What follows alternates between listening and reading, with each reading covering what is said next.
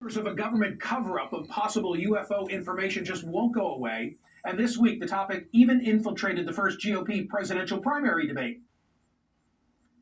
Okay, now for something a little out of this world, and this is for you, Governor Christie. Do you believe that the recent spike in UFO encounters?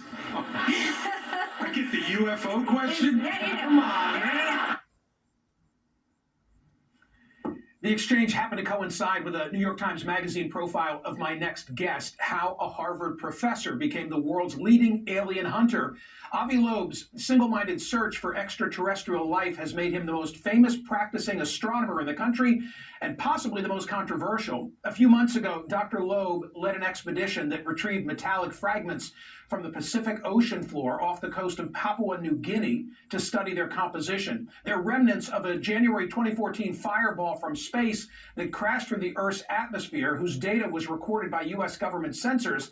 In his 2021 book, Extraterrestrial, about the first interstellar object that passed through the solar system in 2017, that was a bestseller, and his latest is due out this month. It's called Interstellar: The Search for Extraterrestrial Life and Our Future in the Stars. Dr. Avi Loeb joins me now. He's the head of the Galileo Project and founding director of Harvard University's Black Hole Initiative. Dr. Loeb, great to see you again. Do the guffaws at the debate about that question suggest mainstream America is still not ready to accept the idea of UFOs being alien life? Well, thanks for having me. The good news is that it's not up to the American people. The reality that we live in can be figured out by seeking evidence. That's what it used to be in the days of Galileo Galilei, when he argued that the Earth moves around the sun. It didn't matter that they put him in house arrest. Now, when we launch spacecraft, we rely on the fact that the Earth moves around the sun. So reality doesn't care about social media.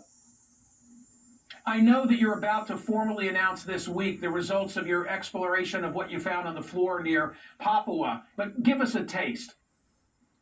Right, so we went to the Pacific Ocean to find the remnants of an interstellar meteor, a meteor that was moving too fast to be bound to the sun based on US government satellite data.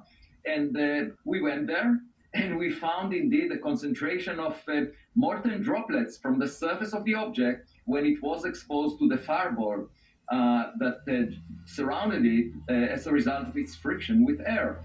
And we found more spherules, more of these molten droplets along the meteor path. It was a very challenging task. We're talking about particles that are the size of a grain of sand, less than a millimeter, across a region of 7 miles when the ocean depth is more than a mile. But we managed to bring home more than 700 of them. And over the past 2 months at Harvard University, we used the best instruments that the world has to offer to figure out their composition. And guess what? We are able to demonstrate that they are from outside the solar system. Wow. Okay. And you'll be making that formal announcement this week. In that New York Times profile of you, it said this: where Loeb departs from almost all of his colleagues is in thinking that aliens on other planets could have already made their way to us. Do you believe, and does this finding support the idea that aliens have already made their way to us? Well, the question that we address here in the first paper is whether the material is from outside the solar system. The next question is whether the composition pattern that we find in terms of elements indicates some technological origin. And of course, the best way to figure it out is to find a big piece of the object, because then you can tell the difference between a rock and a technological gadget. A gadget will have buttons on it. And actually, in my class at Harvard University, I asked the students, what should we do if we find a technological gadget with buttons on it? Should we press a button? Half of the class said, please don't do it. It will affect all of us. The other half said, please do it because we would like to know what would happen. And I said I would bring it to a laboratory to examine it before engaging with it. The good news is that we have the ability to collect that data and figure it out. It's not a matter of science fiction. It's not a matter of people talking about it in talk shows or politicians discussing it in the Congress. it's something that scientists can get to the bottom of. And Dr. Loeb, for me, yeah. Go ahead. thank you for the preview of this week's announcement. We really expect it. I'm putting it in the gadget category. That's my takeaway, and I appreciate your time and expertise. Thanks for having me.